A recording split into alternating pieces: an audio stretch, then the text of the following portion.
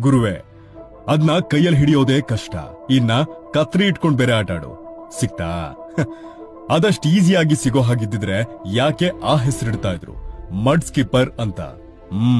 ಇದ್ರ ಹೆಸರೇ ಅದು. ಇದು ಯಾವುದೋ ಮೀನು ಮತ್ತೆ ಕಪ್ಪೆಯ ಅಕ್ರಮ ಸಂತಾನ ಅಂತ ಭಾವಿಸ್ಬೇಡಿ. ಇದು ಉಳಿದ ಆಂಫಿಬಿಯನ್ಗಳ ಹಾಗೆ ನೀರಲ್ಲೂ ಇರುತ್ತವೆ, ನೆಲದಲ್ಲೂ ತೆವಳ್ಕೊಂಡು ಹೋಗುತ್ತವೆ ತನ್ನ ಬಲಿಷ್ಠ ರೆಕ್ಕೆಗಳಿಂದ. ಎಲ್ಲಾ ಮೀನುಗಳ ಹಾಗೆ ನೀರಲ್ಲಿದ್ದಾಗ ತನ್ನ ಗಿಲ್ಸ್ ಮೂಲಕ ಉಸಿರಾಡುತ್ತೆ. ಆದ್ರೆ ನೆಲದಲ್ಲಿದ್ದಾಗ ತನ್ನ ಚರ್ಮದಲ್ಲಿರುವ ವಿಶೇಷವಾದ ಟಿಶ್ಯೂಗಳು ಲಂಗ್ಸ್ಗಳ ಹಾಗೆ ಕೆಲಸ ಮಾಡಿ ಉಸಿರನ್ನ ಎಳೆದೆಳೆದು ಬಿಡುತ್ತೆ. ಹೆಚ್ಚಿನ ಸಮಯ ಕಳೆಯೋದು ನೆಲದ ಮೇಲೆ, ಒಮ್ಮೊಮ್ಮೆ ಮರದ ಮೇಲೆ. ಹೌದ್ರಿ, ಇದು ಮರ ಕೂಡ ಹತ್ತುತ್ತೆ. ಅಂದಹಾಗೆ ಇದು ಮಾಂಸಪ್ರಿಯ. ಸಣ್ಣ ಪುಟ್ಟ ಮೀನು, ಏಡಿಕಾಯಿ, ಹುಳುಗಳನ್ನ ತಿನ್ನುತ್ತವೆ.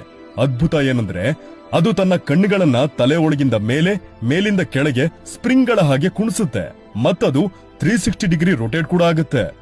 ಮತ್ತಿದೊಂದೇ ಮೀನು ಕಣ್ಣನ್ನ ಮಿಟುಕ್ಸೋದು.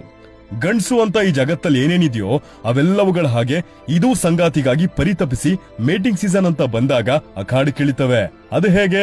ಹೀಗೆ ಎಗ್ರಿ ಎಗ್ರಿ ನಾನ್ ದೊಡ್ಡ ಗಂಡ್ಸು ಅಂತ ಮಹಿಳಾ ಮಣಿಗಳನ್ನ ಒಲಿಸ್ಕೊಳ್ಳುತ್ತೆ.